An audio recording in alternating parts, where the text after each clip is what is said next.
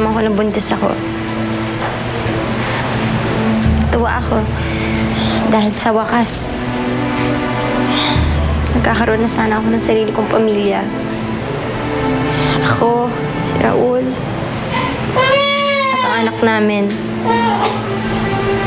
Pero hindi na mangyayari yun. Nandito pa ang anak mo. Huwag kang basta't susuko na lang. Nandito naman kami ni Didith eh. Tutulungan ka namin. Magkaiba ho tayo ng sitwasyon.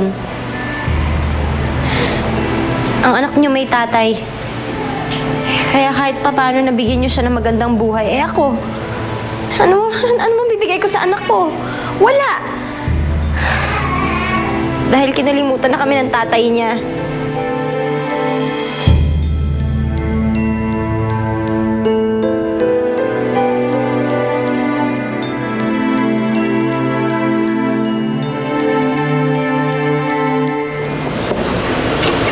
Thank you po.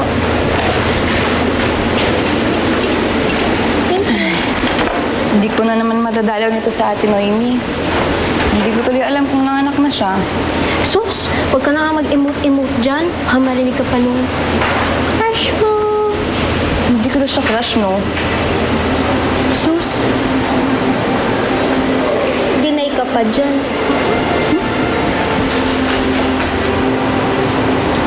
Ano pong order nila? Hindi ako order. I just dropped by to apologize.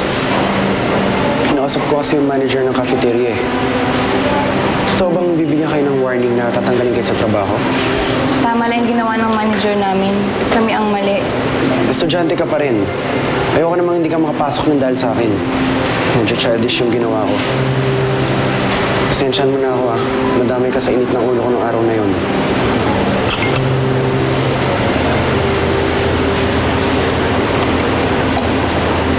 Jonah, ano yun? Hindi naman niya kailangan mag-sorry, di ba? Malay mo naman, crush ka na rin niya. Gumawa lang siya ng rason para kausap ka niya. Ikaw talaga? Ay, kung naapektuhan na yung utak mo sa mga pinagbabasa mong pocketbook. Eh, malay mo naman totoo. Out of town daw si Raul, sabi ni Aling Tiling. Hindi sinabi kailan ang balik. Hindi na ako babalikan ng ikang.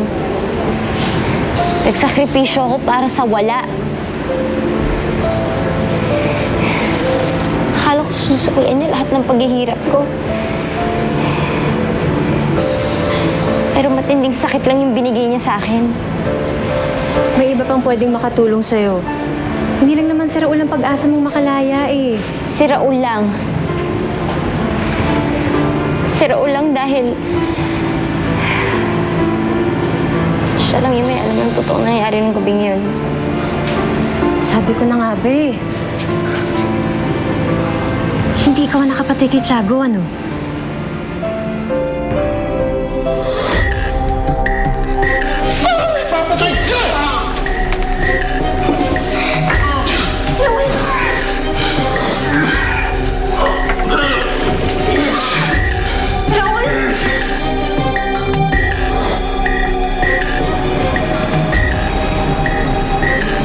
Pinako ko na yung kasalanan niya, Ilkan. Si Raul talaga ang nakapatay kay Tiago. Eh, bakit mo inako? Dahil tanga ko! Bobo! Kaya-kaya niyang paikutin.